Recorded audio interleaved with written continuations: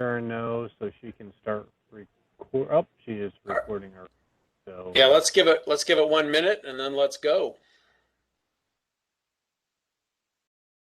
yeah, I see a few extras just joining recently, so I assume there may be some others still coming in.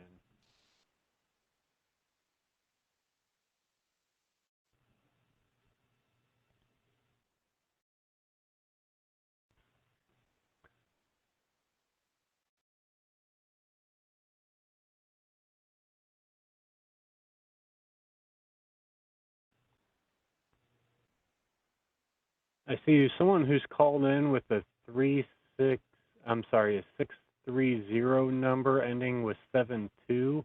If you just let us know who that is so that we can just make sure we document who's in attendance, we'd appreciate it. This is Seth Love. My microphone on my laptop's not working, so I figured I would have WebEx going so I could actually see the PowerPoint and then just call in so I can talk if needed. Sounds great. Thanks, Seth. I just wanted to check to see who that number was. I think we got everybody else accounted for with names and everything.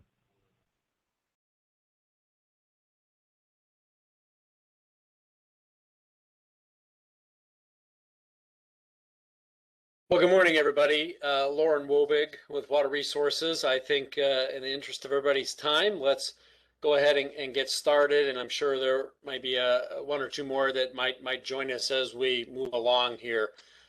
We have kind of a short agenda today, but yet it's got some significant items in the agenda that I think warrant some discussion and could take us a little while or fill up our time that we have together today.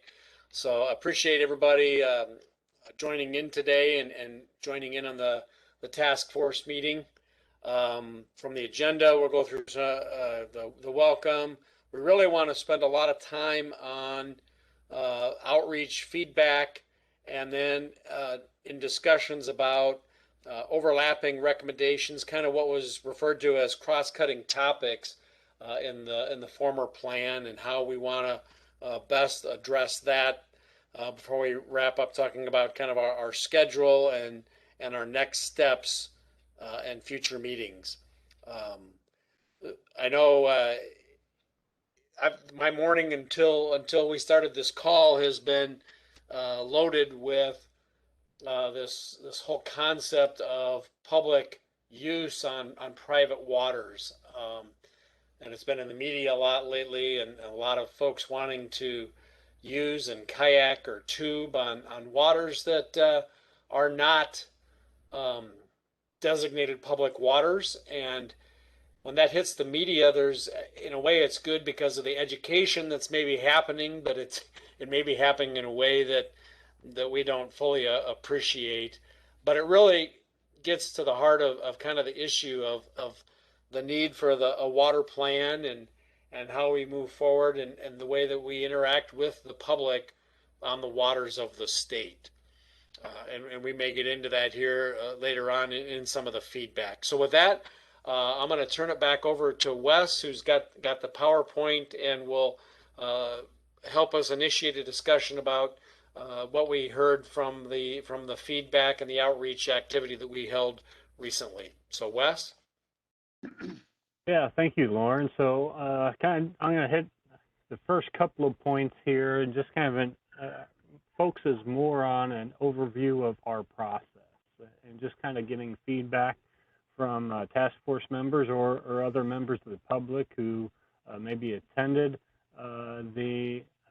one of these events. So, you know, we started off with having the live or the recorded overview of recommendations and provided that to the website.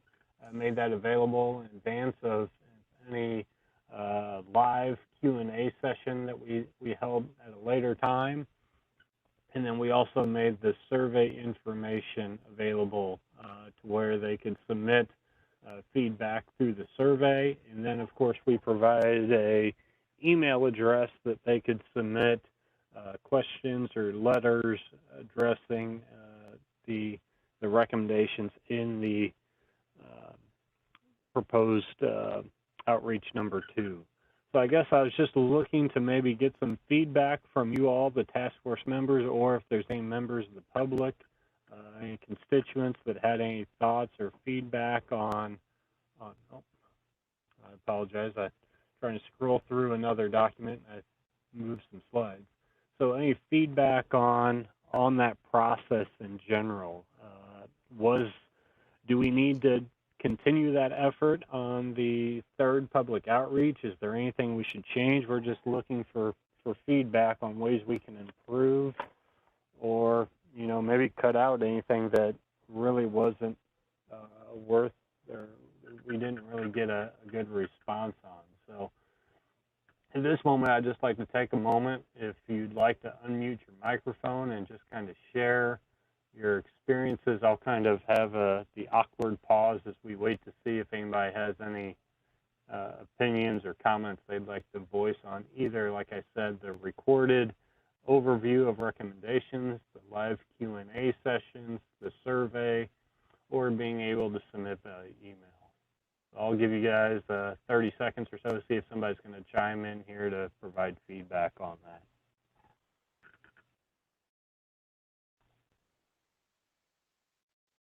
This is Tara, and I appreciated all the comments that we received from the public with the survey and the letters that we received.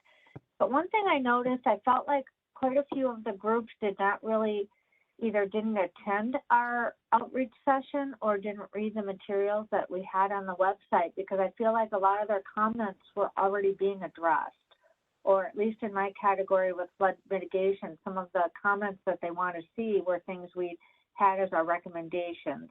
So I guess that was just one thing I noticed. I didn't know if other people noticed that.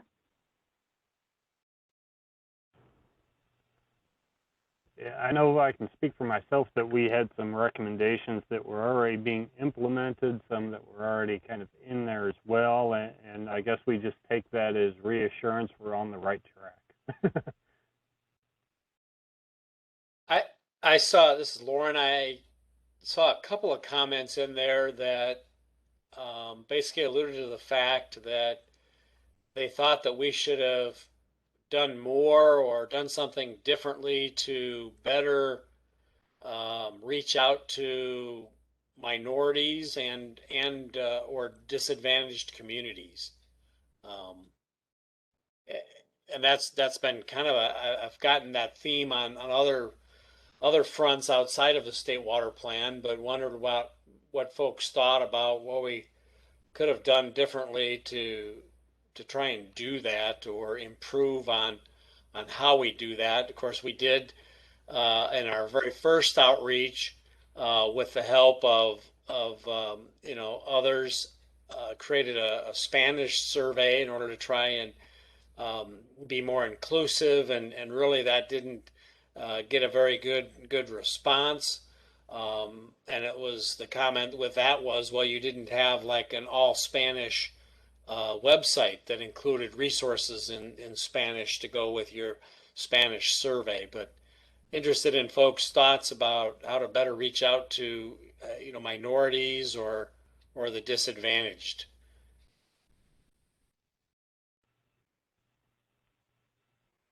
Lauren, this is Laura Kiefer. I'm not sure what we can do. I think this comes down to getting help from people who are already serving those communities to find out what are the best avenues for communication.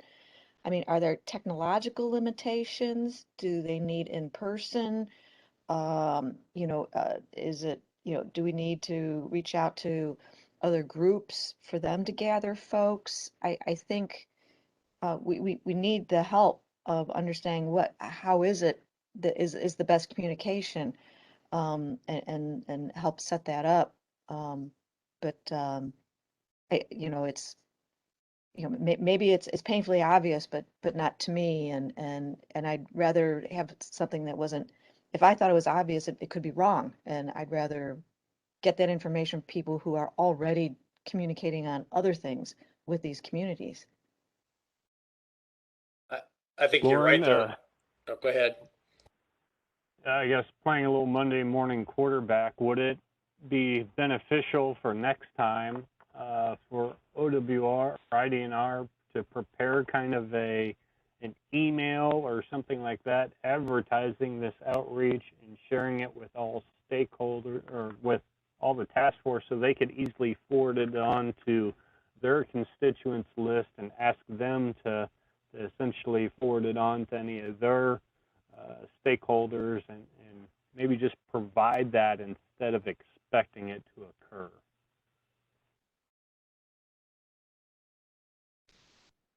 Hey Wes, this is BJ, and not knowing exactly what all media sources you use to notify people, but did we put out anything on like Facebook or Instagram or anything like that, or any of the IDNR website or IDOT website or others? I guess I just don't know what we did as far as outreach. Yeah, so Lauren can correct me, but I know there's a public release sent from IDNR, and I think that automatically gets posted to our Facebook page as well whenever we send out a public release. And Lauren, I'll ask if there's anything else that I may be overlooking that we share for communication. No, I think you're right. Just our standard when we do an announcement like that, I think it goes on the department's Facebook, and it may even be a Twitter account that's sent to as well. You know, and one of the things that the state water plan does, this draft that we're working on, you know, does provide some recommendations on how to improve, you know, general outreach to some of the disadvantaged areas. So we have some recommendations within the plan of how we can improve, but in the meantime, we're trying to improve in order to make the improvements or the recommendations, if that makes sense.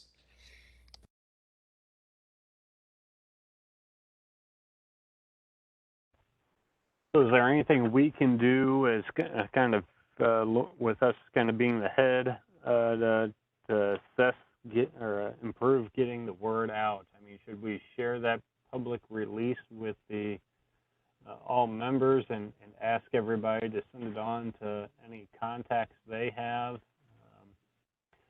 I don't know if that addresses Lauren's comment directly with minority or disadvantaged communities, but maybe a step getting there.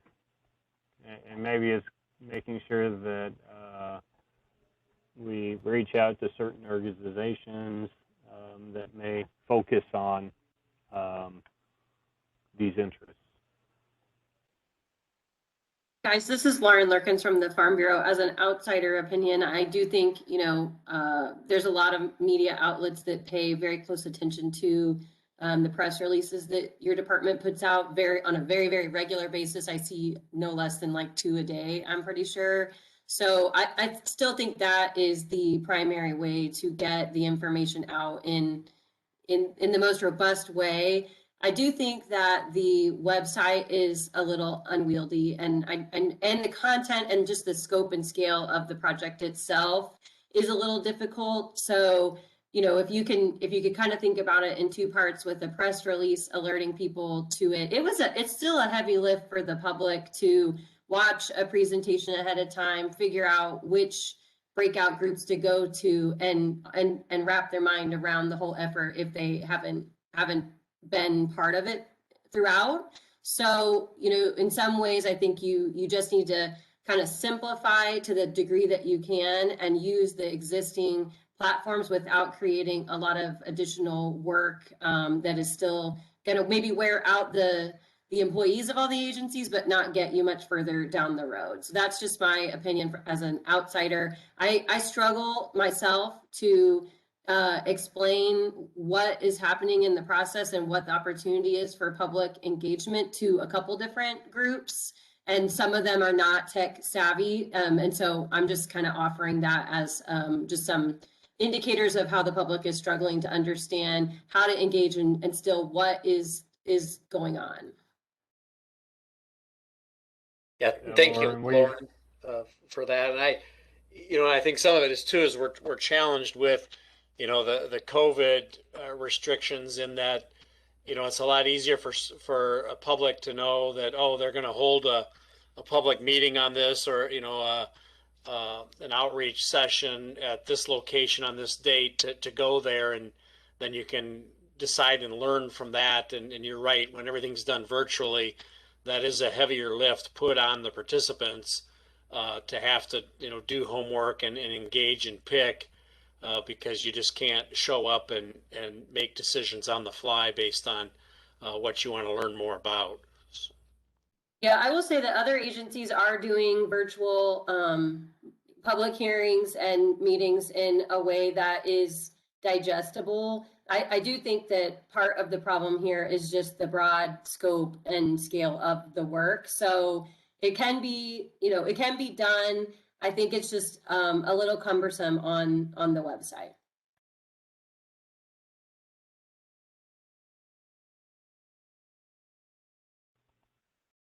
Thanks, Lauren. If there's any direct recommendations you have, and we struggle with this with the breakout rooms and not having, 12 topics just in one main room, or even how to improve the website, we definitely welcome outside perspective on how to improve things. This is not our expertise. We're not a public outreach specialist. So if you have any thoughts or any suggestions, we would definitely welcome those, and you can just send those to my email, which I know you have. So I appreciate it.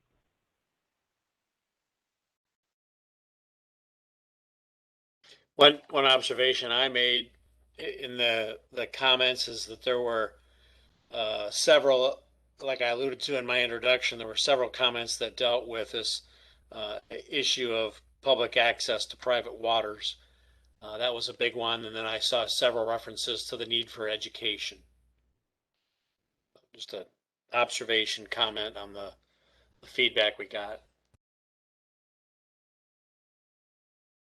Yeah, Lauren, once I kind of finished up going over these, our process, I was going to jump into a little bit more about some of the specific comments we had and everything. I guess, is there any other comments or thoughts on things that we can improve? We have at least currently scheduled one more public outreach effort.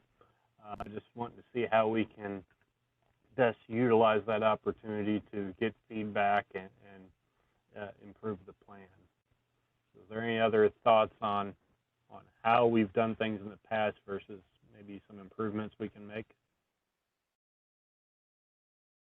This is Tara, and I just wanted to piggyback on what Laura mentioned about reaching out to the groups that already serve those communities. But I think, do we have access to who sent us the negative or the comments saying that we needed to do a better job? It might be worth an effort to reach out to them ahead of time and ask for specific recommendations. And then we might be able to do that before the next, or incorporate those recommendations before the next outreach.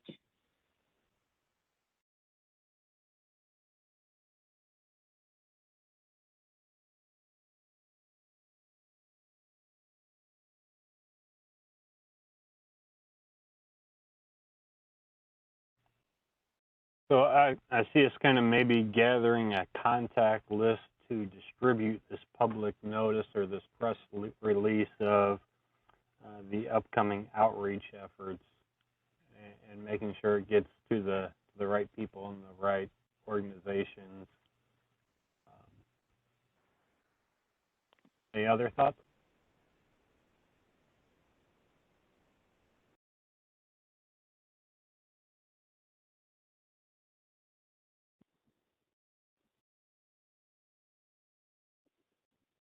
I think one of the struggles we have is making sure we have all the contacts that we need to reach out to. With being a state agency, we may not be as aware of local entities that may be interested in getting this information. That's where we really rely on our partners and stakeholders to kind of disseminate this information out to others. So that kind of addresses the making the general public aware of the opportunity. Is there any comments on the actual process that we undertook. Lauren, I don't know if we're considering doing, I guess I'll state with the initial plan, we talked about doing the first 2 outreaches at 3 different locations throughout the states and doing the 3rd outreach here in Springfield. That was all changed once COVID hit and we weren't allowed to meet, so everything got switched virtually. Is there any thought of what that 3rd outreach may look like? If we're going to stick to the virtual, or if we would potentially open up the doors here at DNR to hold something for the public, versus maybe even reconsider going to all 3 locations because we weren't able to prior. Just Lauren or anybody on the task force for that sake, or anybody on this call that has any thoughts on that, I'd appreciate any feedback on that. Well, I guess I'll start by saying, yeah, I had similar thoughts as to whether we should, if COVID conditions allow, whether we should, for that 3rd one, actually try to hold an in-person because we could and because we didn't on the others.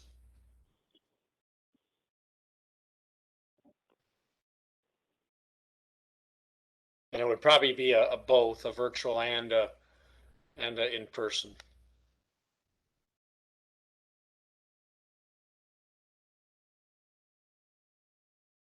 Hi, this is Rick Twait. I've always been a big fan of in-person meetings. I think that you can have a little bit more spontaneity and more engagement of the public that way. Although I know there are some difficulties even now with fear of and restrictions, things like that. But I think it would be worthwhile considering having some in-person meetings.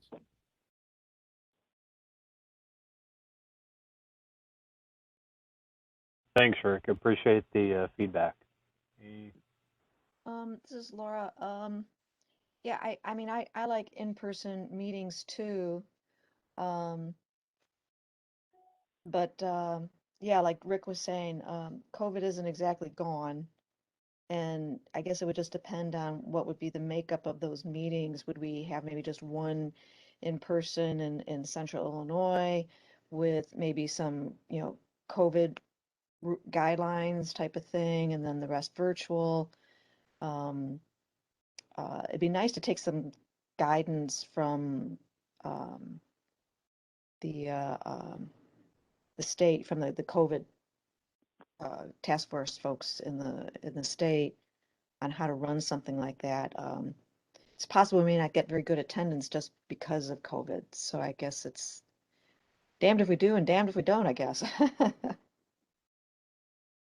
Yeah, this is Rick again. I mean, hybrid are nice. That way you can kind of cover all different interests. I think that really would work fairly well. I mean, I don't know how many of you have gone shopping lately, but it's a large part of the population. It's really not that huge of a deal. Although I've been in other situations where it is a huge deal to some. So perhaps a hybrid would be a decent way to go. Yeah, I think we could easily accommodate a hybrid. I know we have policy within our office here in Springfield where we would like, or at least where we discussed holding the 3rd outreach, that all visitors would have to be masked. And that's the current. I mean, we don't know what October, November is going to bring as far as future restrictions, or if the D variant or anything comes to town, that may change things, but it's good to at least get some ideas given the current situation. Any other thoughts as well? I think we could easily accommodate a hybrid. We would just need somebody monitoring the comments in the chat and kind of relaying that to the in-person group to to kind of make sure that those individuals' comments and concerns are addressed as well.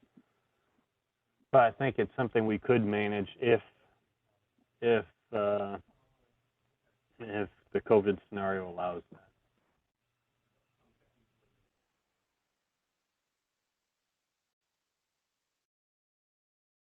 Any other last comments to that effect? So I think for now, let's plan on both an in-person or a hybrid of in-person and virtual, and then we can figure out if we're doing that in Springfield or Champaign or a location, and probably would just plan that if you're in person that masks are required, and just kind of use that as a basis to move forward for that third outreach. So just for clarification, that would replace our pre-recorded presentation and the Q&A session, but that would likely leave the survey and email opportunities be still available.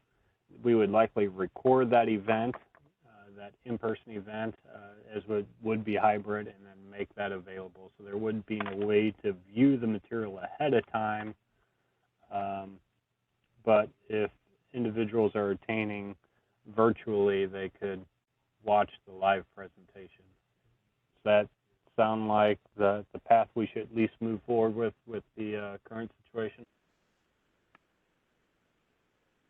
I guess that's where I was in my mind, that we would probably, so this third one is really saying, well, here's a draft of the report, and draft is in capital letters there. And so whether we can, distribute that, put that out there for, prior to that outreach, so folks can have an opportunity to look at it and make their comments. And then we would, I think in the live presentation, just kind of go over in a summary fashion the highlights of the plan. I don't think we would walk them through page by page or anything at the outlet. We just hit some of those highlights and then get feedback on the draft, and then of course we would still have a comment period following that. Okay, that sounds good. I'll wait and see 10 seconds if anybody has any other comments or thoughts before we move on to the feedback we actually received. Any final thoughts on the format of future outreach and how that would be conducted?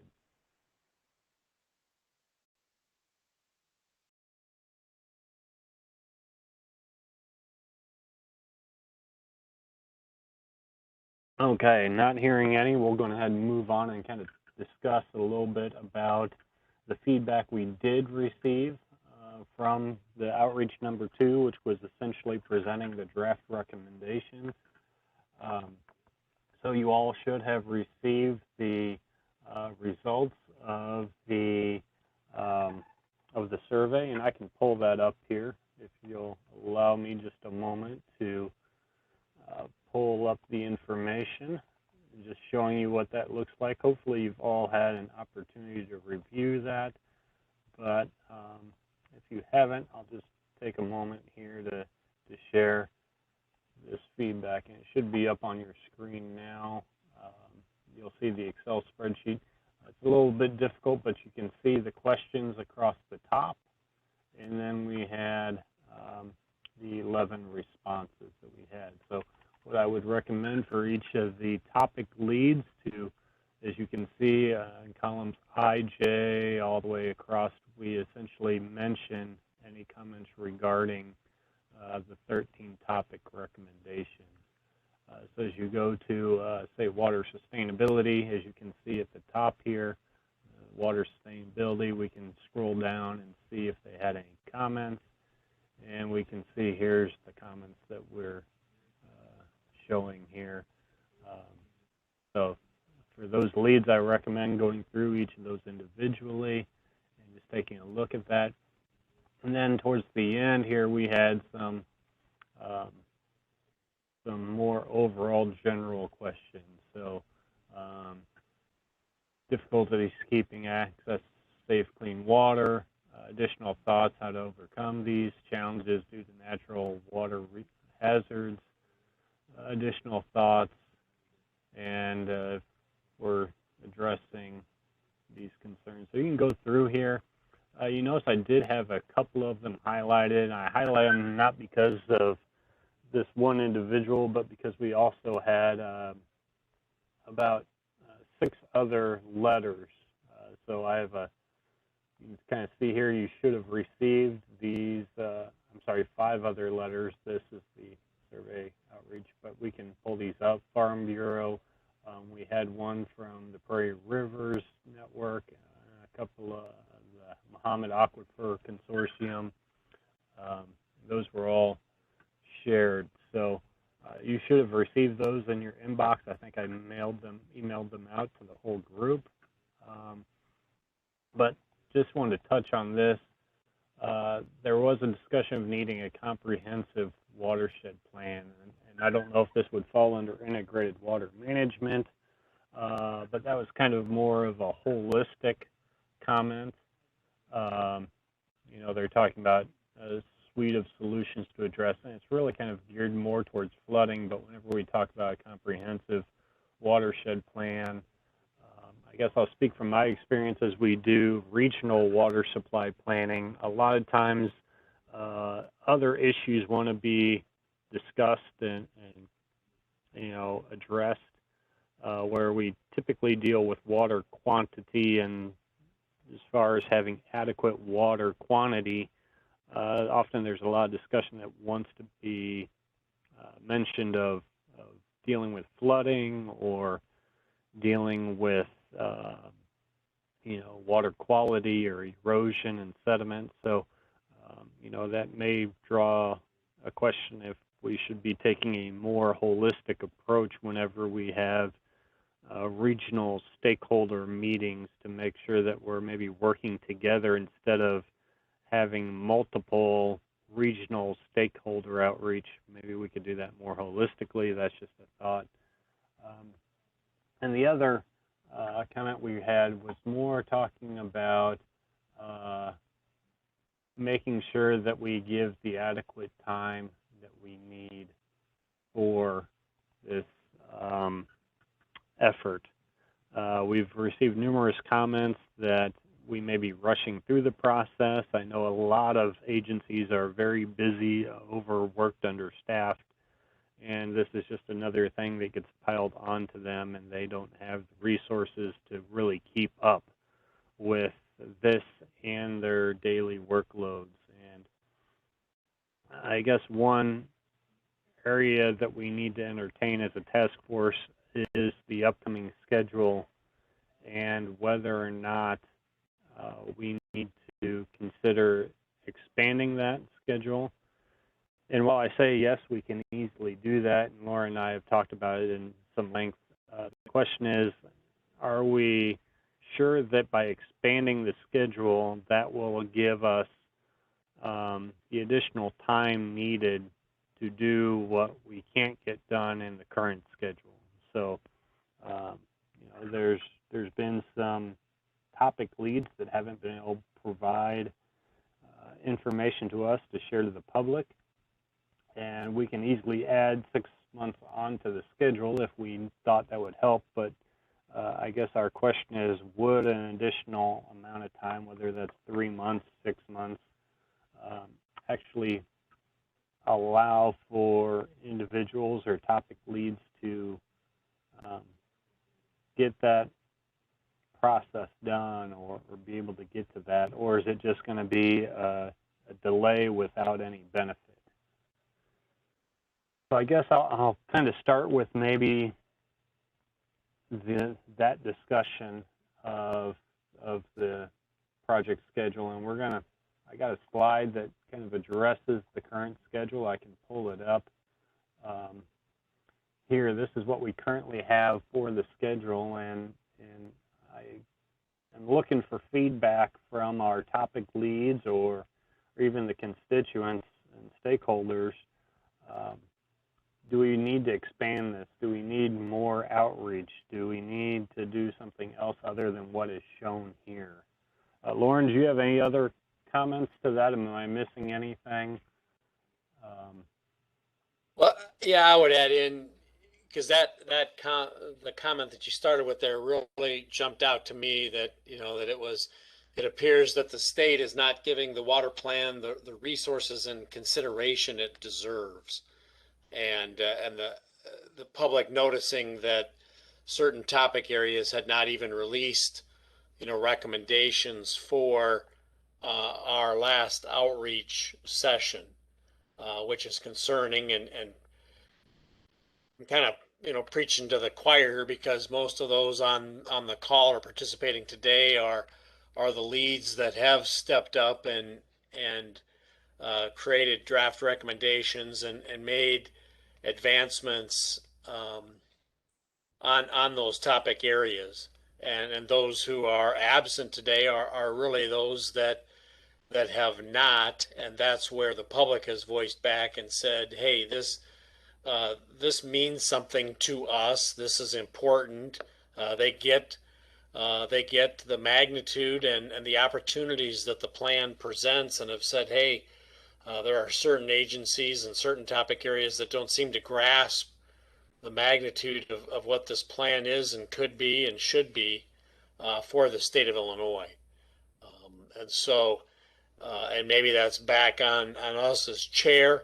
I'm certainly willing to reach out to those topic areas and see, what the issue is and where they're at.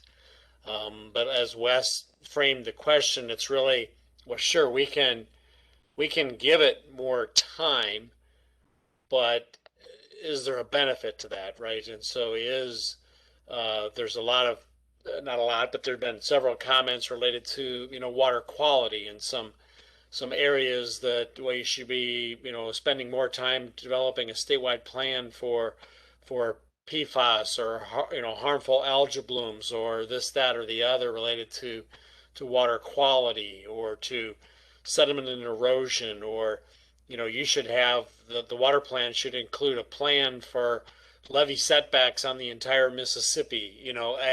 Some of those are quite large efforts there, but it really comes down to, yeah, if EPA, if we gave you another 3-6 months, are you really going to have something of substance for the plan, or are things not going to change and we're still the same place we are 6 months from now? So that's kind of my insight. I'm interested from hearing from others on that thought process of extending our schedule a little bit to still provide additional opportunity to develop some of those areas.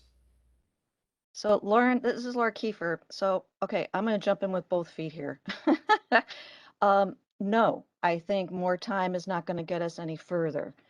The downside of that is, are we at risk of putting out a plan that is going to be incomplete, unintegrated, and really it would be a sore point, with the public, that it just wasn't, what it could have been with if we had the resources.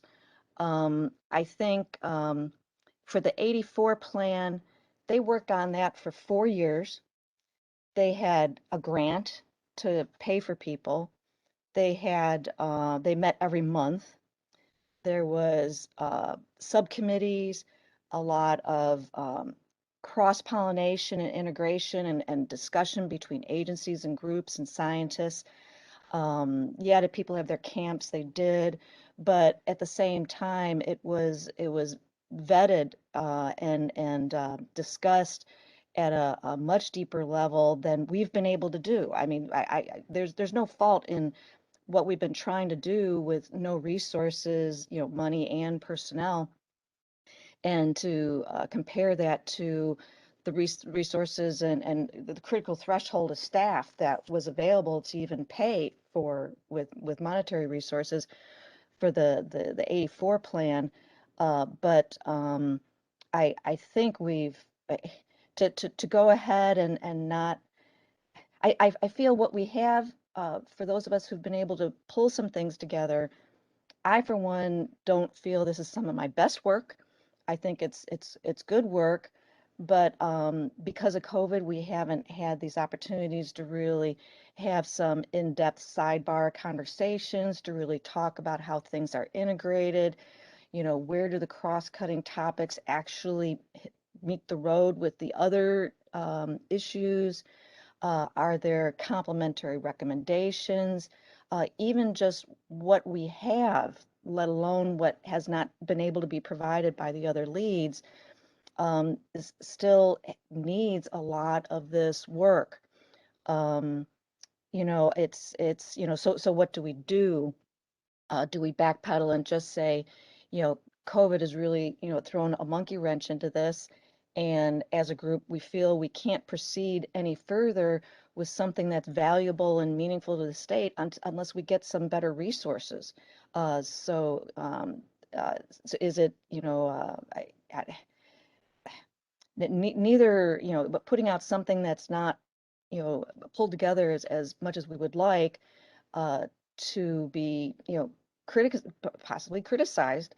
Um, you know, for me, you know, I would far better like to, you know, go back and regroup and leverage the people who feel we don't have resources, help us get some resources, get some grants, get some little help, you know, from the agencies, you know, whatever, and regroup and maybe spend a lot of our time at this point as to, well, what resources would we need and how would we regroup and put together a plan of how this could proceed if we had proper resources, and you know, really mapping out the future track. So there you go. I'm jumping back out again, but I did a high dive, and I'd be happy to hear what everybody else has to say. Well, I'll make the additional comment that we have always framed this as um, not creating stone tablets, right? And so we've re-engaged the water plan, and it's to be, you know, kind of revisited more frequently, and of course the task force continues, and so the idea that we would put out, you know, a kind of a formalized report of sorts, is kind of that report at that point in time with identified recommendations. That doesn't mean that one of those issue areas couldn't have something put forward, you know, 2 weeks after that's submitted, and continue to grow and develop and create as an ongoing effort. So it's really kind of a fluid process, a fluid document. I think we've always said that. And so, you know, there is some advantage to simply saying, well, here we promised, you know, basically a status report, a report of the water plan at this point, that we would like to highlight for consideration. But that doesn't mean that everything stops and we're not going to come back to it for 60 months or anything. So maybe, you know, because people are waiting for a rollout of a plan in its entirety, and I agree with you, you know, that this is a fluid document. Um, but maybe not presenting this, maybe let's not plan for a major rollout of everything completely. Maybe we start rolling it out issue by issue.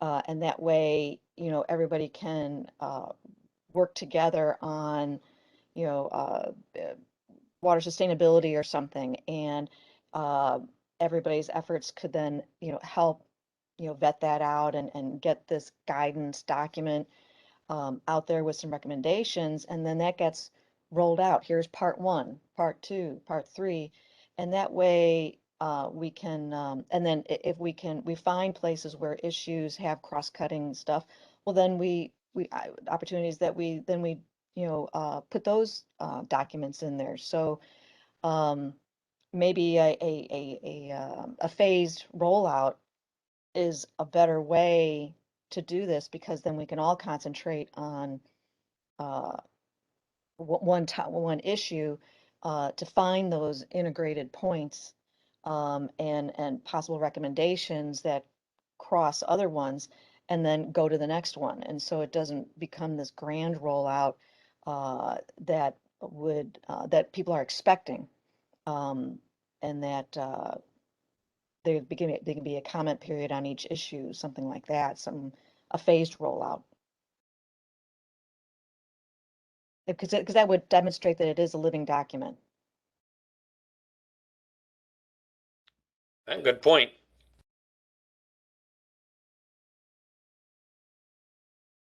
You know, I like the idea as well. I guess one concern I have with that is we talk about rolling these out one by one is that, you know, we roll out topic number 3 and say, here it is. And as we get to topic number 7, we say, oh, wait a minute, because of this cross-cutting issue, we should update topic number 3. And maybe we just do that and revise topic number 3 and there it's updated. But I can see the future impacting the previously released topics. So we'd have to make sure that we at least evaluate how we address that concern.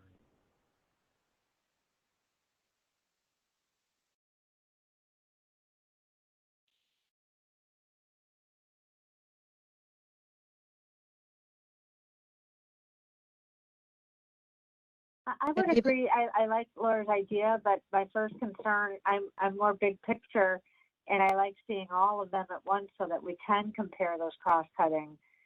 It's the cart before the horse. If we do one by one, that would be my concern. But my other comment I wanted to make, if we just extend the schedule, I've actually gotten some complaints from my committee that we lose momentum. And I've been trying to meet monthly with our committee from here forward, just so that we can keep moving even when we don't have a submittal per se, because I just feel like if we just add to the length of for those few committees that might not be participating, I don't necessarily see the benefit. Tara, could you see a benefit for your committee members to have opportunities to see if there are linkages or integrations with some of the other issues that they could consider?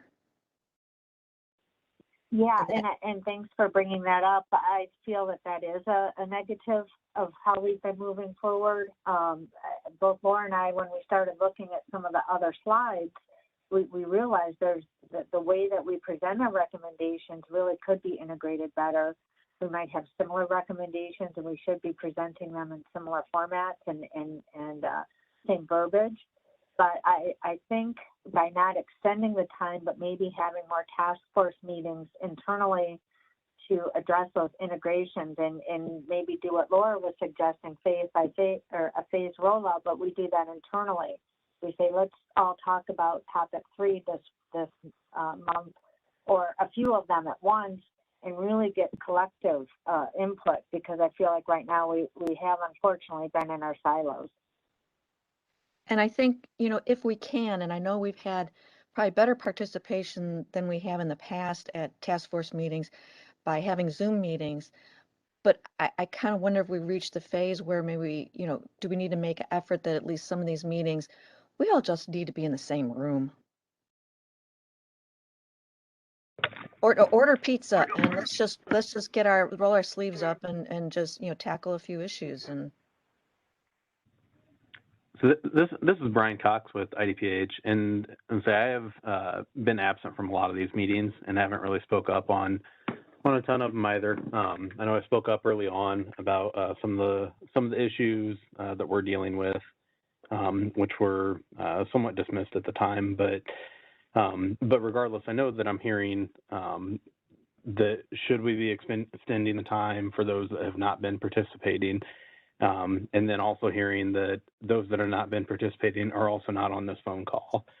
So to me, the only logical approach to that is to reach out to those individuals independent of the group and just have a direct conversation with them, because part of the reasons that they are not going to be able to participate and possibly not going to be able to meet whatever deadlines are established is because, well, they're not participating on these meetings. And if they're not participating in these meetings, they're not able to voice their concerns. And part of the reasons they might not be able to participate on these meetings is because they have more pressing issues where there's an urgent matter. I mean, there's been, for the folks at EPA and for some of the folks at IDPH, I mean, over the last few months, there's been lots of large issues that have happened And I know DNR, I know that they're a part of some of those issues as well. Chem Tool is one of them that immediately comes to mind. There was a large sulfuric acid spill. There's all sorts of issues that continually are happening. And so I think possibly just reaching out independently to some of those topic leads that have been absent. And if they're not responsive, reaching out to someone higher up in their chain at their agency, whether it be the director of that agency or someone else. To me, that seems like a more reasonable approach, because we can say, sure, extend the time, and then it might be useless to do that. But the reality is you just need to reach out to those topic leaders independent of the group. That's my opinion.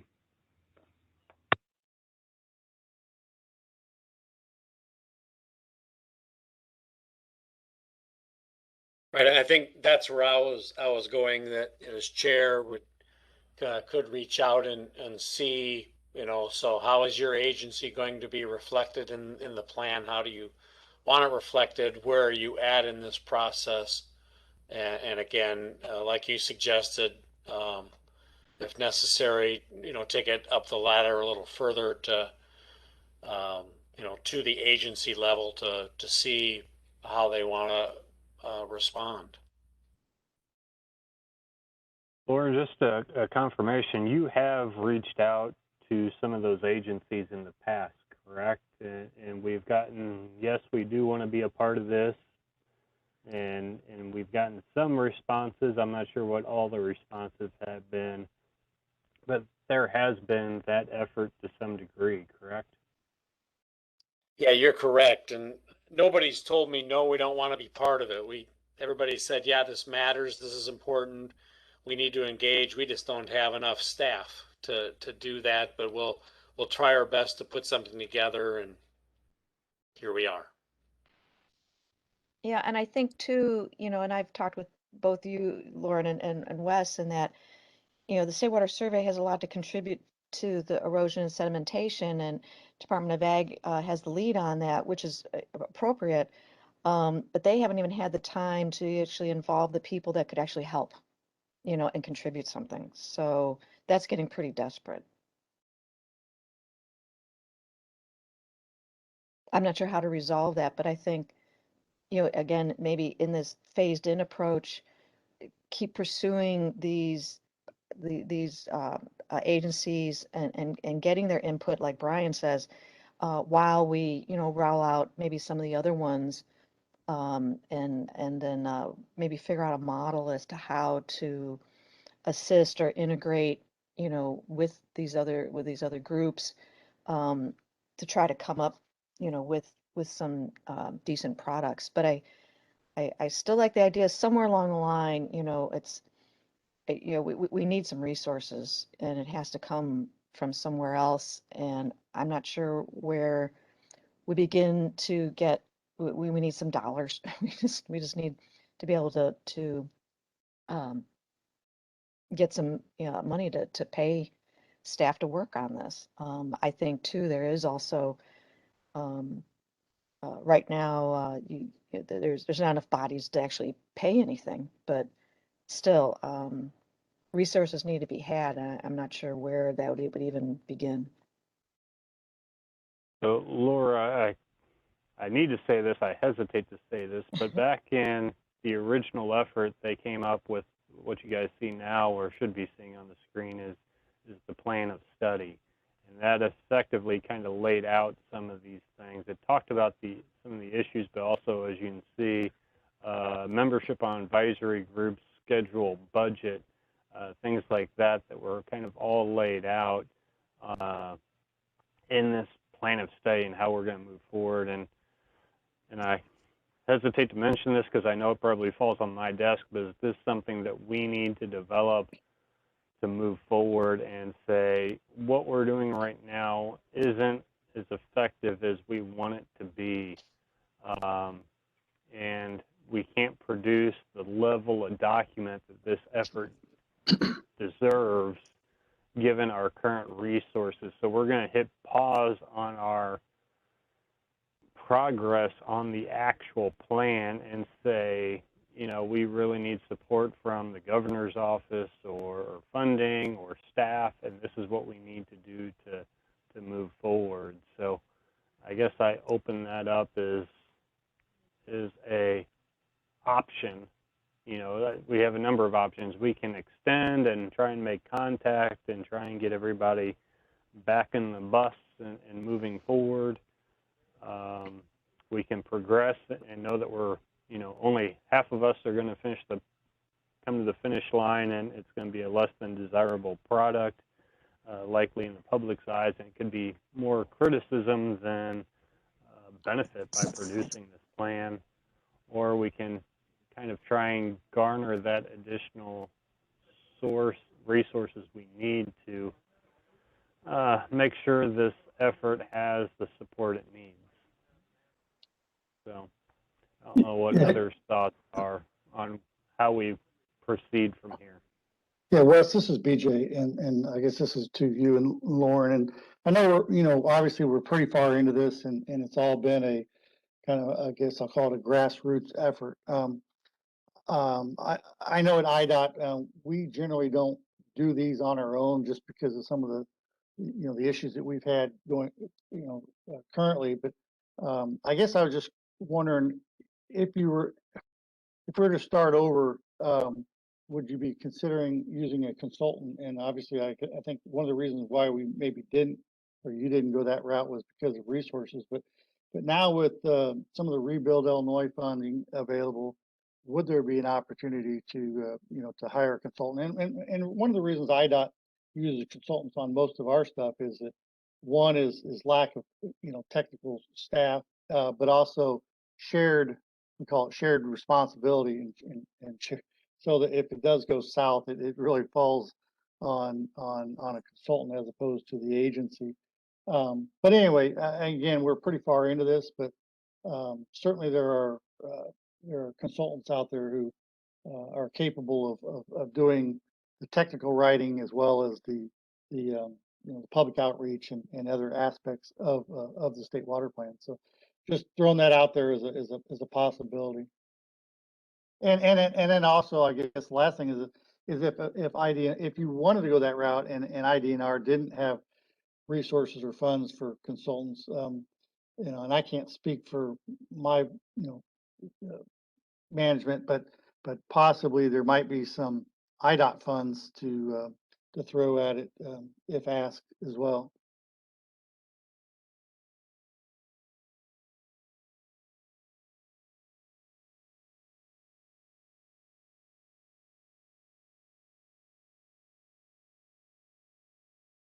Oh, that's definitely silence. Thank you for that comment, BJ. No, I like that idea. My mind went to really make that effective.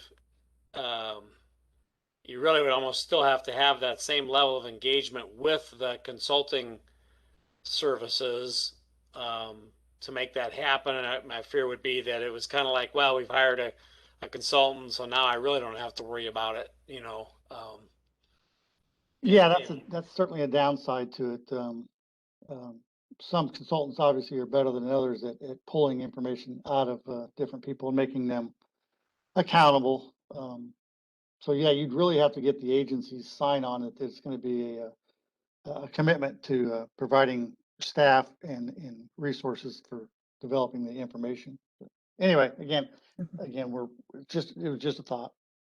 Well, and BJ, with a consultant, I mean, we would get to design how the consultant would work with everybody, and we still could deal with maybe a phased-in approach, and they tapping agencies that have the resources or not, and who can contribute at this time, or do we need to move this issue to the next month to start working on things like that. So it's still, I could see it still not being a big rollout, but it's getting the organization and making sure the pieces are coming in and putting it together, things of that nature. But yeah, I mean, you can, with consultants, I mean, you can say this is how we want to do it.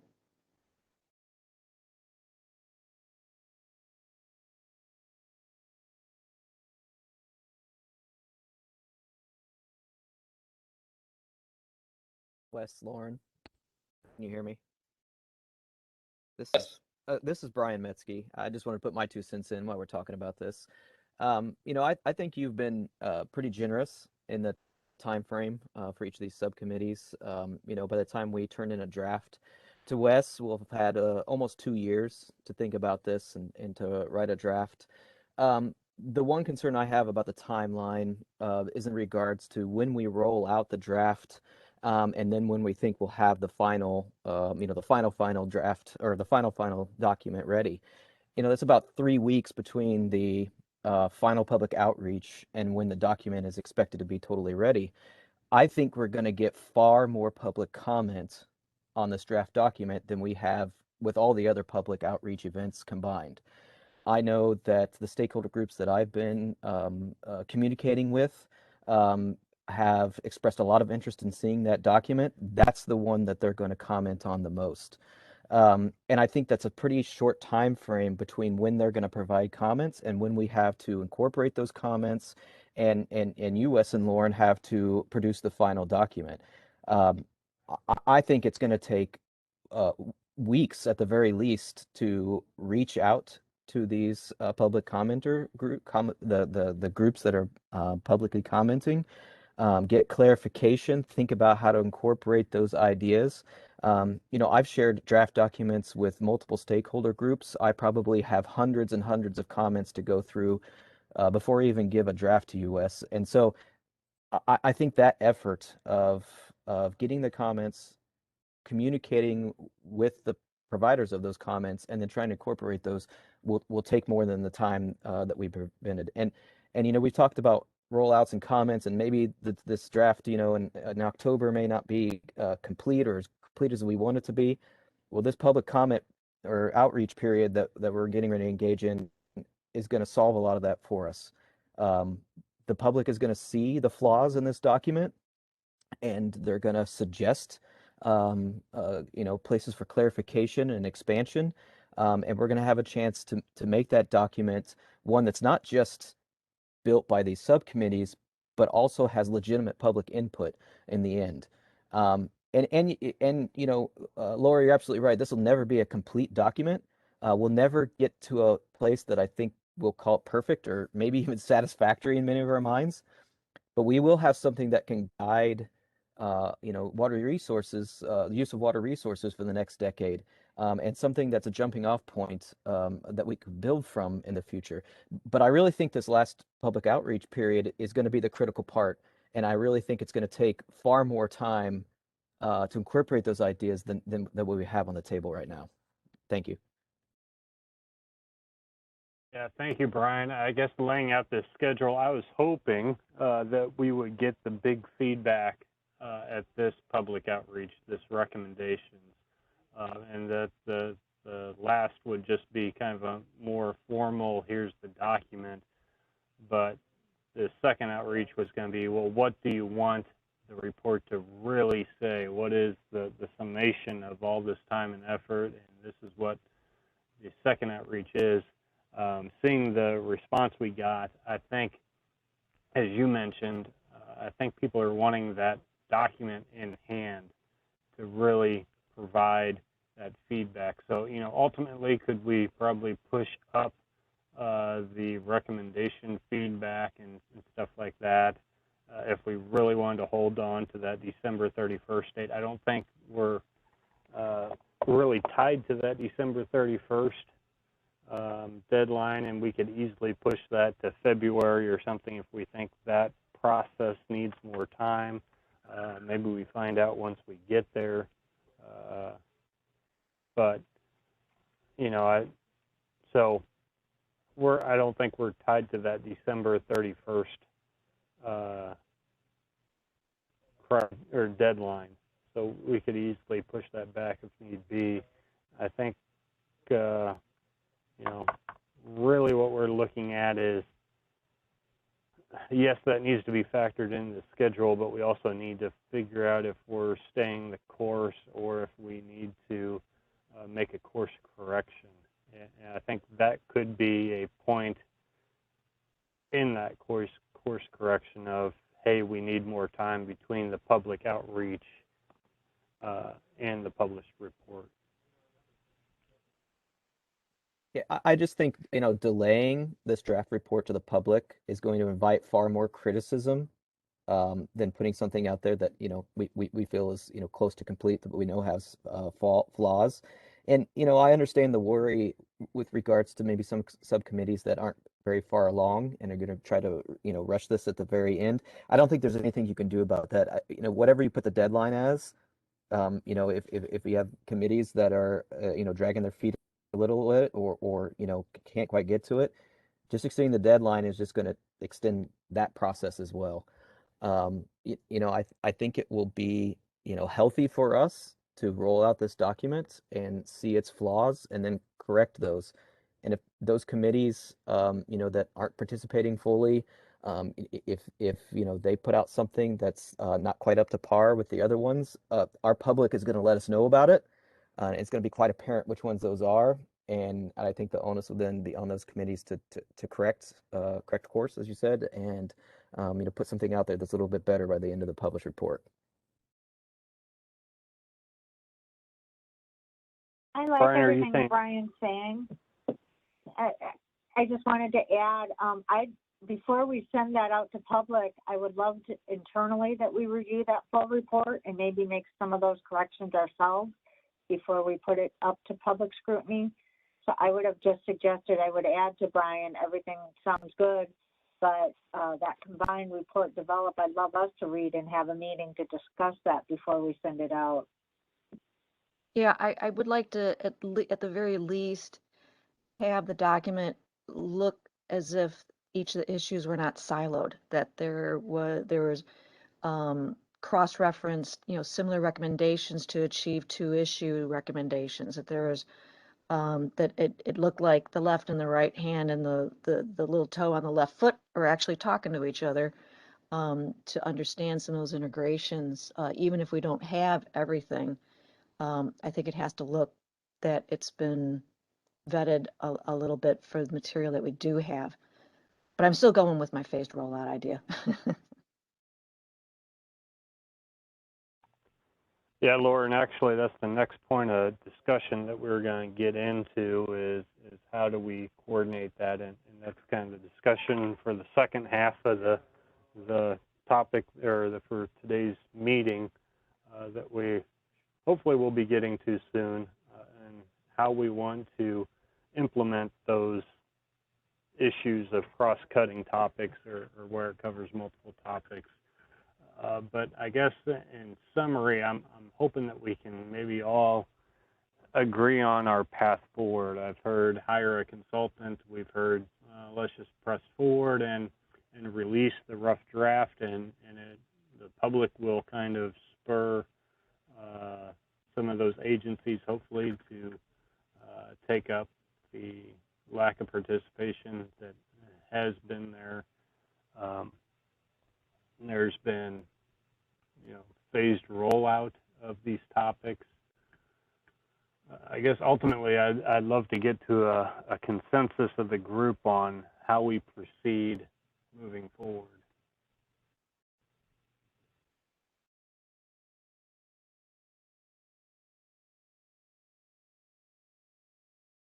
Well, I'm going to, I guess, suggest that we stay on schedule for the draft and that outreach, with the exception that we would, as Brian mentioned, anticipate perhaps even greater comment yet on the draft, what we presented as a draft report, and provide ourselves maybe a little more time to address those comments, make the final tweaks, and perhaps push the published report back by a month or so.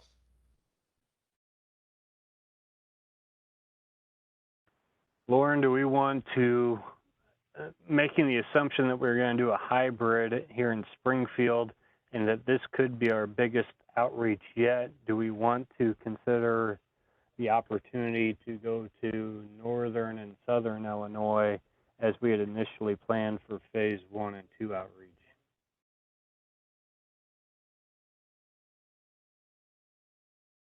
Well, we had a reason for doing that the first go around, so probably we would need to consider that, a northern and a southern, particularly the northern at least, because that's where we did get the most participation. I guess we'd have the opportunity that if individuals couldn't travel in location, hopefully they would be able to join via virtual, just as stakeholders and constituents would be able to as well.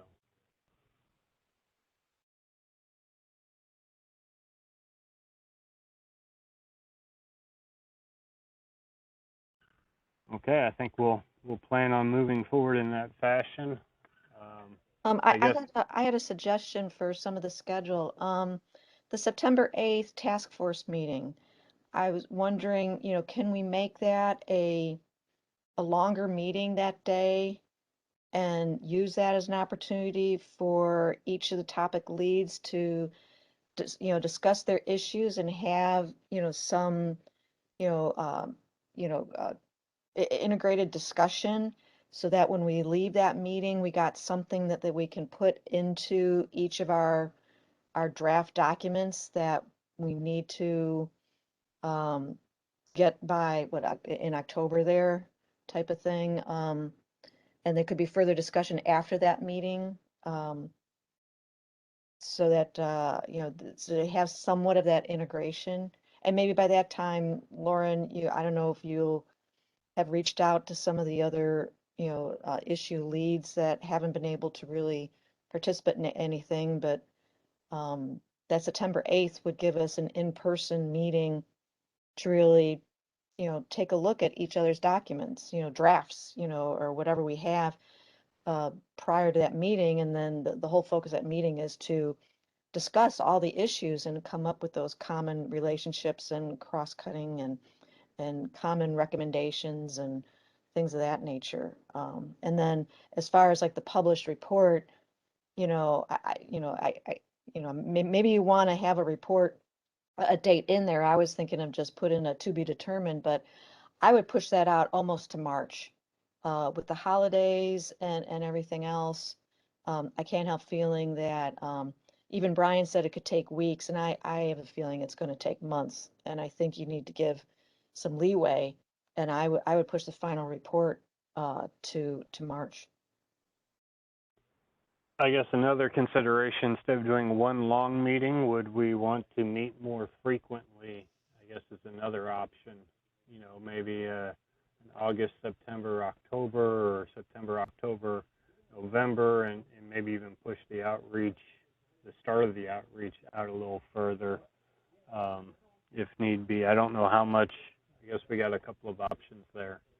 If we don't want to sit through a 6-hour meeting or an all-day meeting to go through 13 topics, or at least maybe 9 of the 13.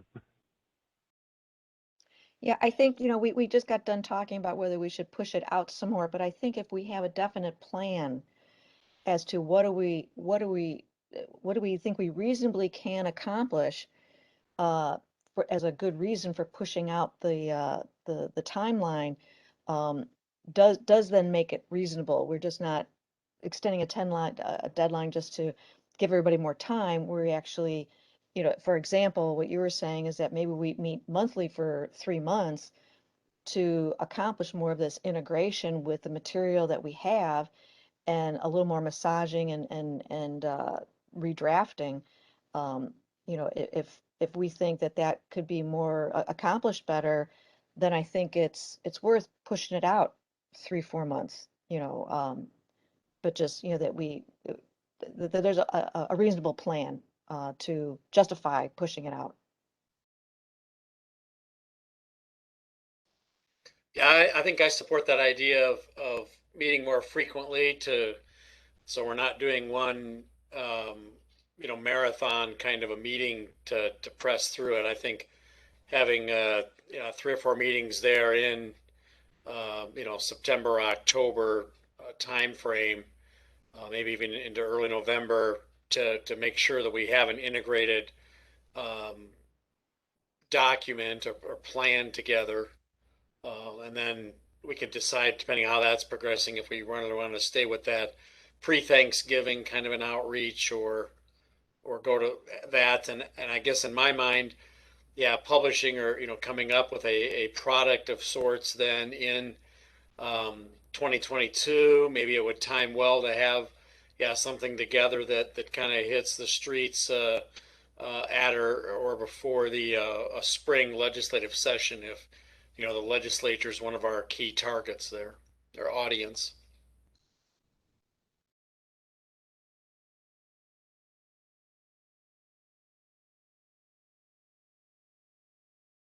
I'm hearing I'd having be up a, for more frequent meetings if we can get some dates set pretty quick, and that way I can get it in my calendar. I mean, typically we've been doing the second Wednesday of the month. I mean, we could look at that for, I don't know if any topic lead would be ready to kind of share a draft section, and what would probably be August 11th could be the next second Wednesday of the month. Well, and I think that we document doesn't have to be perfect. Just get, the raw materials if you need for somebody to at least get a flavor of what's going on, because I don't want to put pressure on the other leads to actually get a good first draft. I mean, make it readable, make it informative, so we're all walking into these meetings with information, and that leads then to, if need be, then a better, well-written first draft. Well, I would suggest that may be beneficial to get that draft in the hands prior to the meeting, so if members have the time to review it prior to, that may make things a little easier. But again, I can set the date. I just need to know which topics we would want or that would be ready to share that draft by what would be August 11th, September 8th, and then if we go into October 13th would be those second Wednesdays.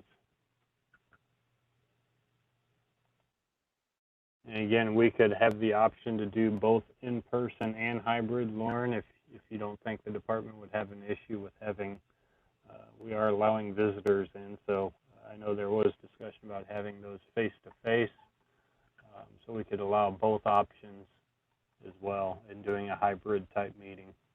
Yeah, I think a hybrid will work.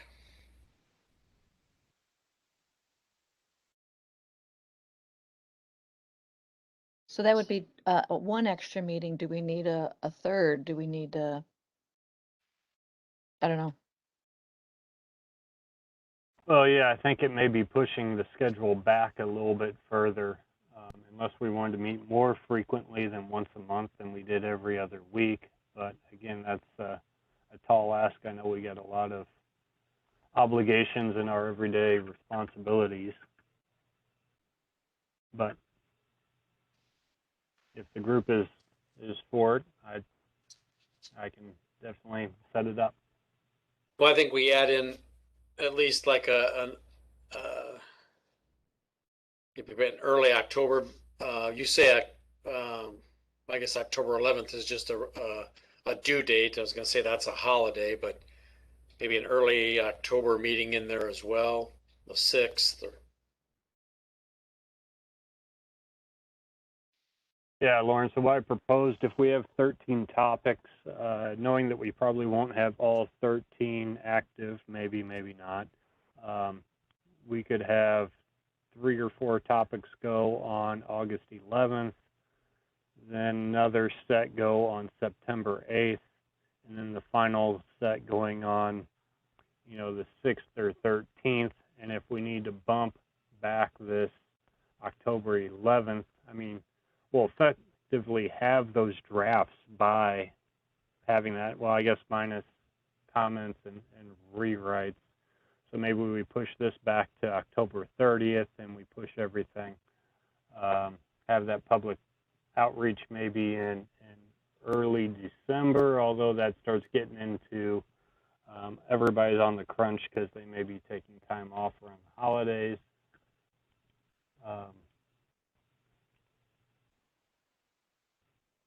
But I can set those August, September, October dates and just plan on having, 3 to 4 topics covered at each of those meetings.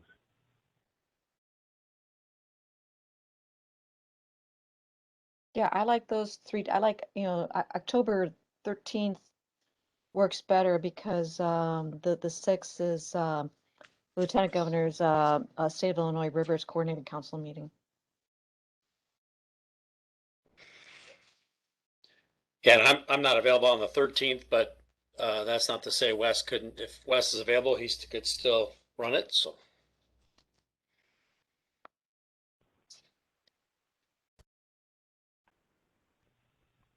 I don't think we're required to meet on the second Wednesday, so if we want to bump things around, we definitely have that flexibility to do it. And that would be the time if we want to even go Tuesday or Thursday after it. I would say the 7th works best. October 7th? Yes. Anybody concerned with October the 7th?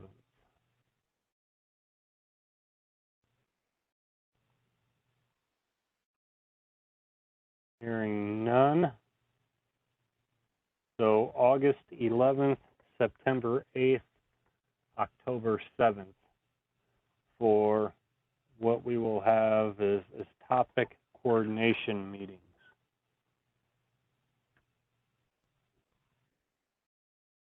And then I will send out an email asking for volunteers for August 11th primarily,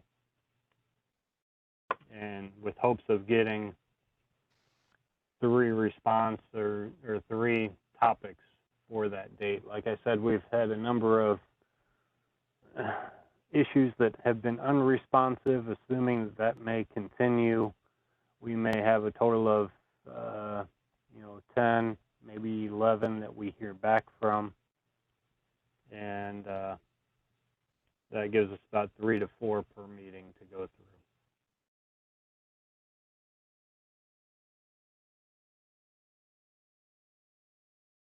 And then do we want to still hold that at 10 o'clock, or do we think we need more time? And I know that we got some that may be traveling from Champaign into Springfield if they want to meet face-to-face. Would it be better to meet at 9 with hopes of finishing by noon? Do we think we can finish it from 10 to noon? That only leaves 30 to 40 minutes per topic. If we have 3 of them per meeting, I'd suggest that we may need to go longer than the standard 2 hours. I guess I kind of asked Laura in that group that may be traveling, you still want to hold 10 o'clock knowing that we could run later, or would starting a little earlier be okay? Or do we start right after lunch? Well, I know like Trent and Walt are on here. We would probably want to ride together. I'm up for, leaving at 7:30 to get there by 9, if you give us a few minutes grace, in case we hit construction.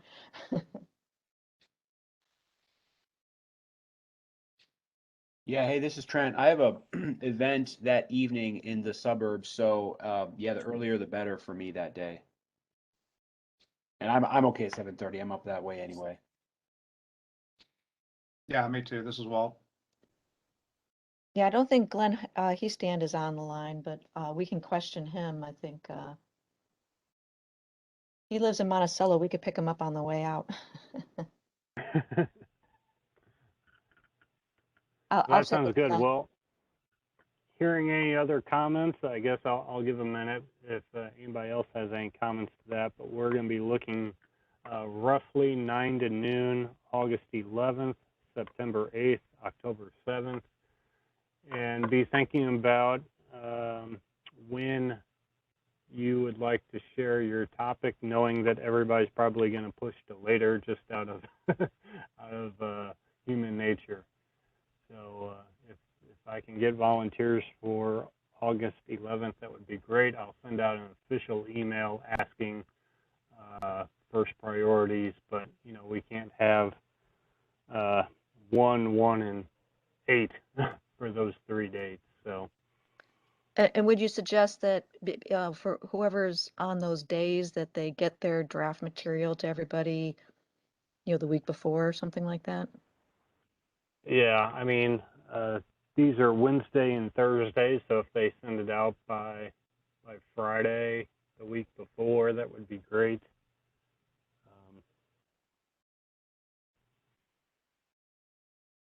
I think that would be helpful. And if you can't, I think we can work through that. I know August 11th is probably going to be a quick turnaround for some. So then are we maybe looking at November then for each committee's draft section then? Yeah, so I can come in here and maybe move this to, I don't know what day of the week that falls on. That's Veterans Day. Yeah, you can refine the date. Yeah, somewhere in there, we could move that to receiving committee's draft. This would almost move to November 30th. Would we want to do this in December, or do we want to do this public outreach in January? January. That's what I was thinking as well. Everybody else in agreement for a January public outreach? And I guess the other thing we can discuss is if we continue to meet monthly as a task force between now and the development of the final report. So this is kind of when we have these State Water Plan Task Force meetings. I think we can discuss that further. Maybe we have another one in November. Take December off and go again in January before the public outreach. So maybe early January. And then this would probably push out till at least March.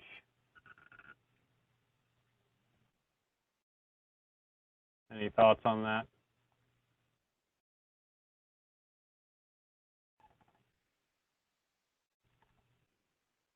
I'll just assume that my suggestion sounds wonderful then. Were you going to add in the October date?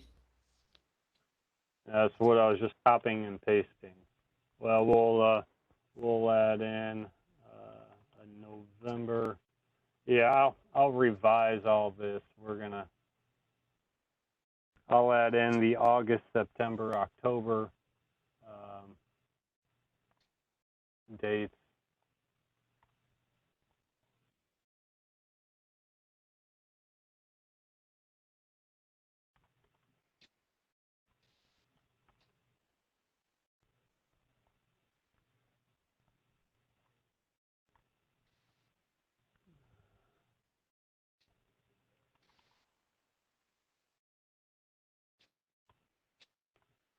And instead of saying tentative, this will be topic discussion.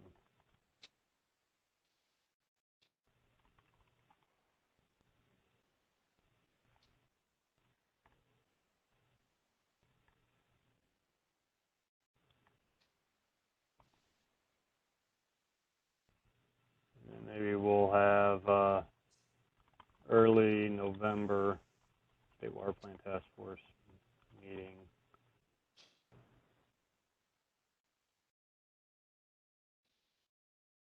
I think we can figure out this one. This is.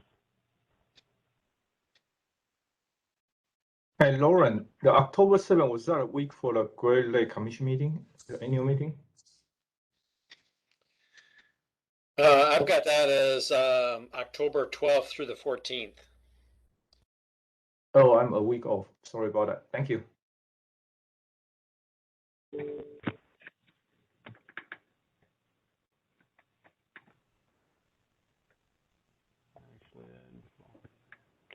In terms of the report publication date, I know typically the National Water Week is either the last week of April or first week of May. Would you want to have the report published coinciding with that week, just for the significance of it?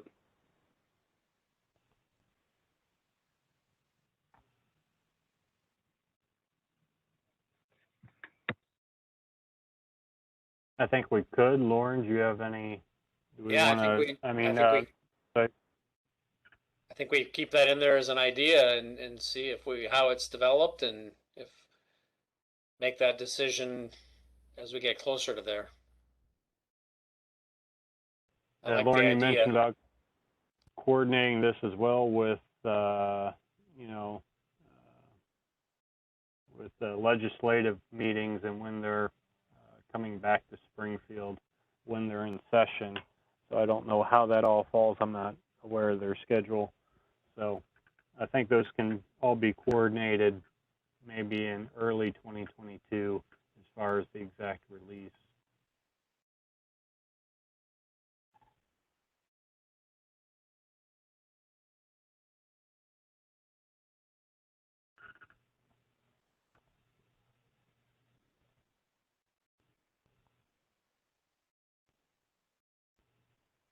So right now I'm showing we take December off, but effectively we're meeting monthly until then.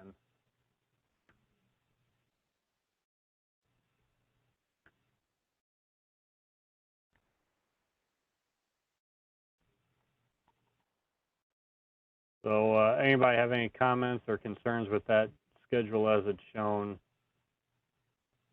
currently on screen?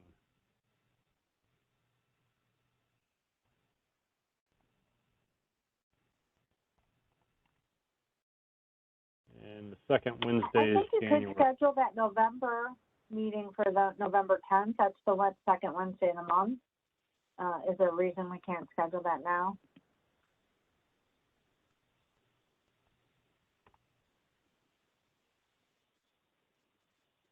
Yeah, and then I guess we can have the draft sections in due just before that, because this is almost a separate line in itself.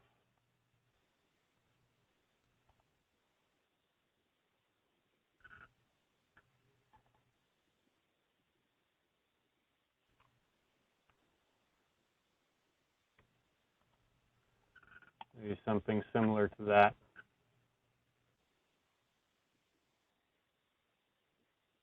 Yeah, and that meeting on the 10th would be, you know, any last thoughts or information and stuff that you would need then to combine everything. Mm-hmm.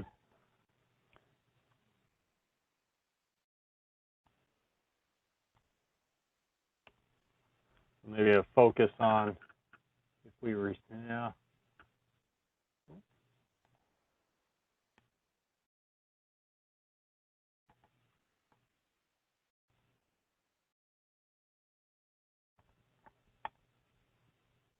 And not that we can't pivot as needed or do a small correction as we go through this calendar, but I think that kind of gives us a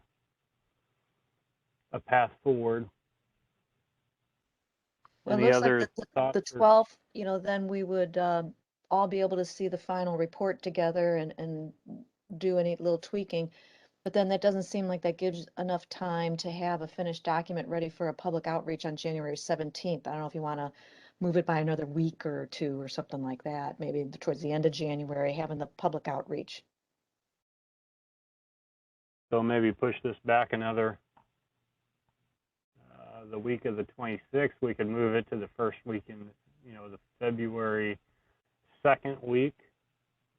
I would think, it depends on you guys, but I think, well, you're going to have to figure it out, yeah. I mean, the last week in January is fine. Why keep pushing it off anymore there, but.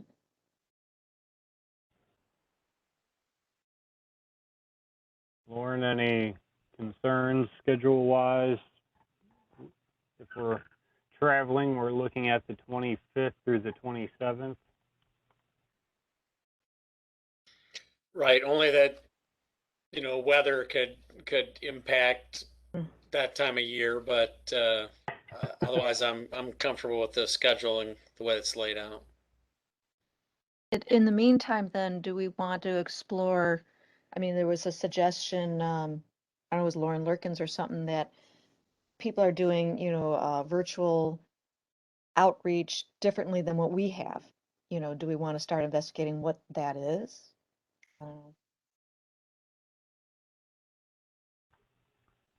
Yeah, I can follow up with Lauren to see if she has any recommendations on how we can improve. This will be in person, or the hybrid model, so that's a little different, but I can reach out to her or anybody else. If you have any suggestions, feel free to at least send me a quick email saying, hey, I have some suggestions.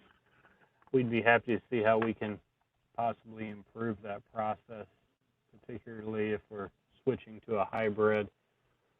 We'll have to figure out how we'll do kind of the Q&A, if we'll still do breakouts in person or if we're going to just do it holistically as a group. So those things we can kind of work out between now and in January.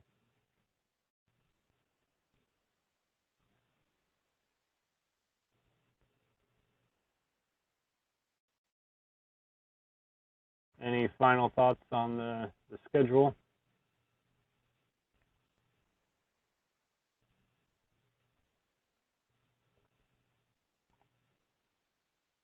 So Lauren and everybody else, if we're good, we'll kind of come back to discussion and maybe this has already kind of been worked out with the new schedule, but just a quick discussion maybe on overlapping recommendations / this cross-cutting topics. And maybe we do need to have this discussion before the August 11th first meeting is, an example, maybe the climate section is recommending that we evaluate future rainfall instead of using present day rainfall in designs and making that available to the public. Now, does that fall under the climate change section, or does that fall under flood damage section? And I guess Lauren and I talked about this preliminarily yesterday. And I think where we kind of land is that may be better to have in the more broad topic. And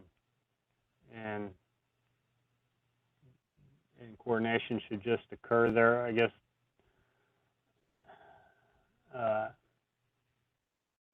it's kind of hard to describe how this should be implemented, and some of this will get worked out as we get into these individual topics on where some of the recommendations may land and may fall. So I guess I'm sure many of you have kind of run into this as well, where we have cross topics. One that I'm dealing with in water sustainability I've seen is regulating low flow in rivers. And is that water sustainability? Is that aquatic habitat? That could be some other things as well as, integrated water management hits a slew of these topics. So is there any thoughts on the best way to do this? And what Lauren and I kind of came up with as well is, I think where we ultimately land is that maybe we mention it in both sections, as someone may only look at a section, but maybe we list in a footnote that this recommendation is also referenced in these other sections and list them by name. So that's where we're kind of laying or coming to as a preliminary discussion as far as these recommendations that could fall in multiple sections, is that we possibly list them multiple places within a report, knowing that individuals may be viewing this report by section and not holistically.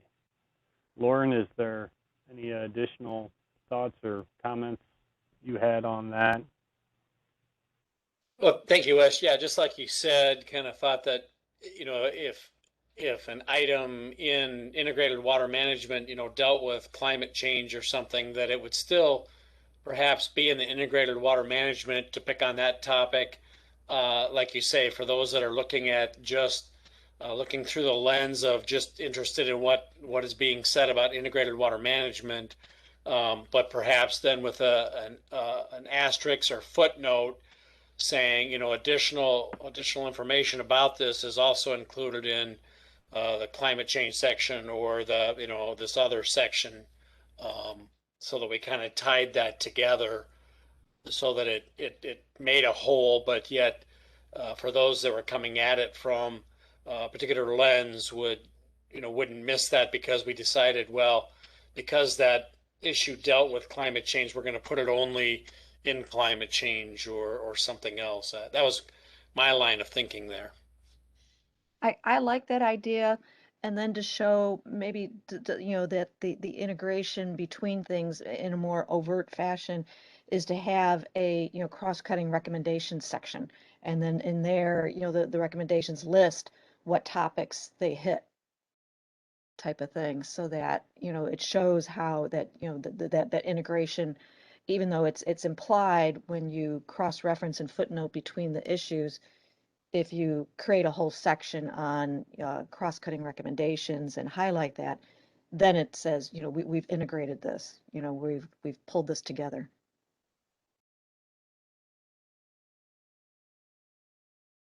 As a reminder, the last meeting we had suggested some sort of a graphic indicating those cross-cutting the topics. We were going to go ahead and do an introduction, and then at the end we were going to sort of show how some of the recommendations visually, but obviously we haven't done that yet, but that's a reminder where that can tie back in.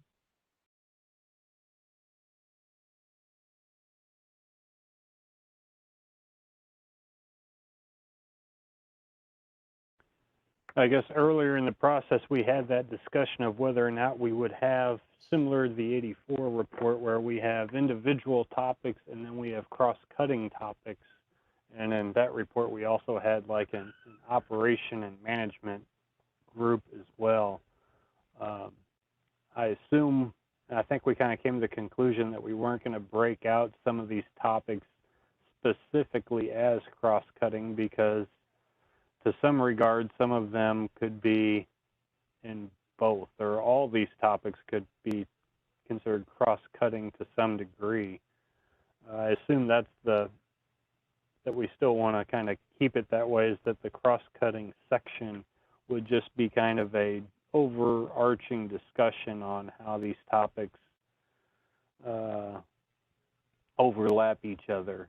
And we wouldn't want to identify, say, climate change, integrated water management, long-term funding, and laws and regulations as a cross-cutting in the cross-cutting section. It would just be more of an overview of how all these topics kind of have that cross-cutting characteristic to them. Well, but based on the feedback we've been getting in the outreach, I think if we don't highlight at least climate change and integrated water management as cross-cutting, it would appear that we're being unresponsive. People know that this is cross-cutting, so let's just put it out there for them. So Laura, you recommend that we kind of separate individual topics such as water quality and Lake Michigan and flood damage, and then have another section specifically for cross-cutting topics such as climate change, integrated water management, funding, and structure the report similar to the 84 report? Yeah, I think, doing something like that, and I think after we have some of our topic, our discussion, topic discussion meetings, it might become apparent that, which ones would, have the best bang for the buck in a cross-cutting fashion. I mean, funding and stuff is a cross-cutting issue, but it's almost just a given. Maybe that might be put in each of the topics. I think we'll know better as we start getting into some of these discussions. But I think the obvious two ones are climate change and the integrated water management, especially with like the idea of the Illinois Flood Center type of thing. it's something that people could sink their teeth into, both of those, and just put it forward. So, but again, that's my suggestion, and we can just see in our discussions if that's how we definitely want to move forward. We don't need to make a final decision, but at least consider those options. So that was, do I understand that right, that Laura, you're talking, that's kind of an index exercise? We would identify them separately in the index? Let's see, I think I'm not understanding what you mean by an index, because I know we've talked about a table, but I think that there needs to be a chapter, a section on cross-cutting that has a narrative about climate change and how it affects the other issues in what way, and especially like the integrated water management. But then there's separate recommendations. Then there might be a separate index on cross-cutting recommendations along with the other issue recommendations. Is that what you mean? I guess I was thinking more just the structure of the report.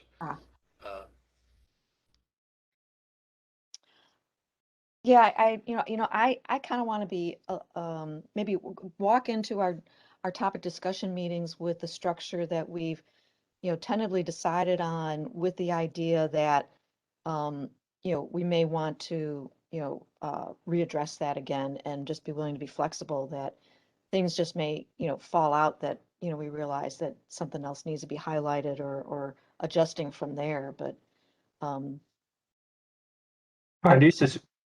I'm sorry, this is Yufeng, and would that be easier on the early suggestion? I think probably Tara talk about have a diagram and to kind of draw in a picture, and then we try to make that picture as a blueprint, and then try to explain the picture instead of try to reorganize or try to kind of maturely try to link a topic together. And then once we have that picture, because a lot of people, even like myself, is really more like graphic oriented, and then try to tell a story based on that picture we draw and connect each other on that. Would that be more effective approach? Just my 2 cents. Thanks.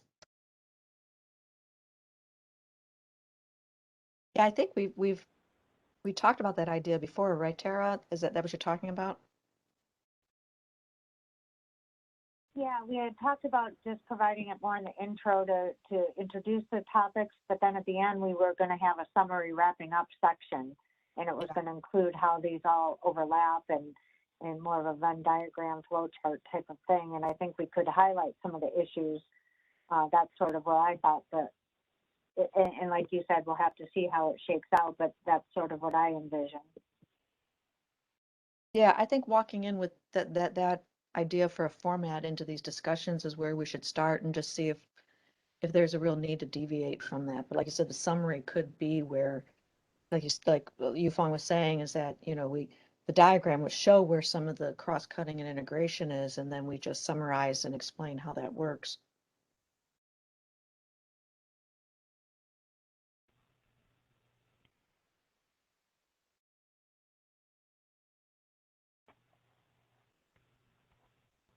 This is BJ Murray. I was just wondering if anybody has taken all the individual recommendations and seen and looked at them for purposes of determining if there's any conflict between the recommendations. For example, navigation, some of those recommendations may potentially be or could be in conflict with maybe environmental recommendations and such. So I guess I was just curious if anybody had looked at those, and obviously we want to put forth a plan that does not necessarily have conflicting recommendations. So anyway, just curious. JP, at this, I'm sorry, JP, BJ, I apologize. That's all right. At this point, we have not evaluated those. Essentially, we took those recommendations submitted and just put them up as they were knowingly draft in a first attempt, as we did the public outreach, knowing they could change. I think that will come out as we do these coordination meetings in the next 3 months. And that's where we can really dive into if everybody comes to the table with what they know they're going to be recommending and evaluating that in light of what's being presented, whichever topic that is, we can kind of work through those issues. And that's where we're going to find out, is this cross-cutting, is it in conflict, and hopefully clean that up in that process. Okay.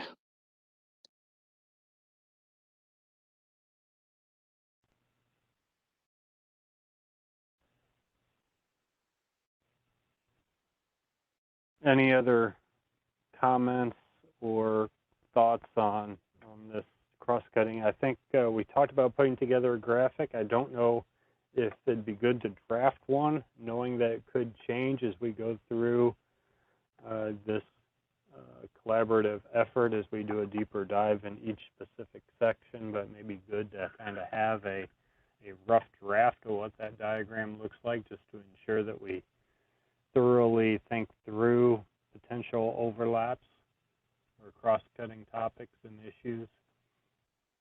So, Tara, I forgot where we left that diagram. If somebody was going to draft that up, I'm trying to recall. I don't want to tell tales, but I think it was Laura who was just going to hand sketch something. We're working with you fine. Eek, eek. Well, but no, we haven't gotten any far on that. Okay, I'll put it back on the list again. And Laura, if you want to shoot me an email, I might be able to throw a draft together quickly, but I don't know if it's going to be what you had in mind as it was originally presented. So just let me know if you want any assistance with that.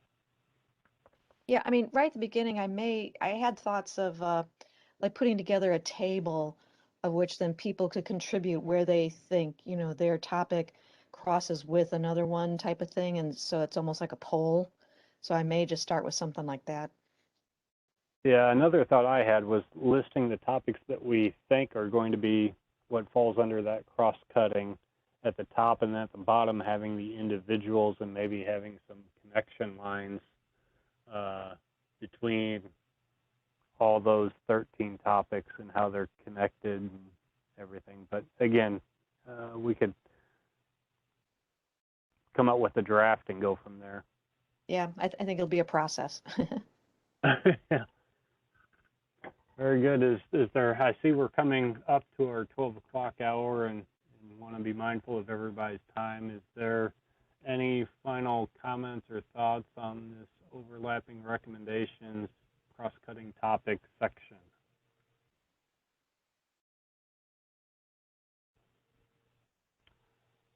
Hearing none, I'll make sure I provide this updated schedule to everybody. We'll also be updating the website, but the next meeting will be next month, August 11th. I'll be in contact with you all, asking for volunteers of who's ready to maybe share their topic at the next month's meeting, and we will go from there. So I did have this next slide. We can just kind of ignore it because we're changing what we're going to be talking about. Maybe we'll be this will maybe look more like our November meeting where we talk about formatting or that the full report discussions and what needs to be in the full report once we get I guess what will be supplemental information to these 13 topics that need to be included in the report. So with that, I'll kind of hand it back to you, Lauren, if you have any final thoughts or anything else that needs to be discussed.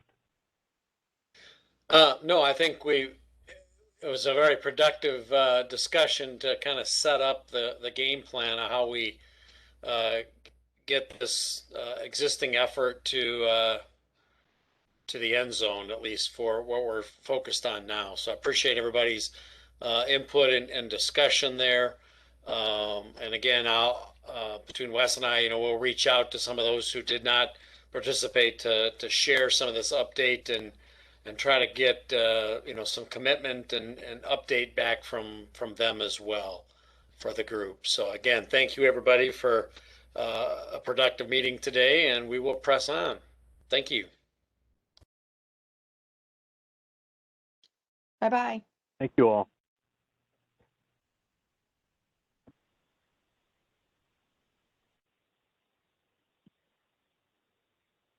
Take care, everybody.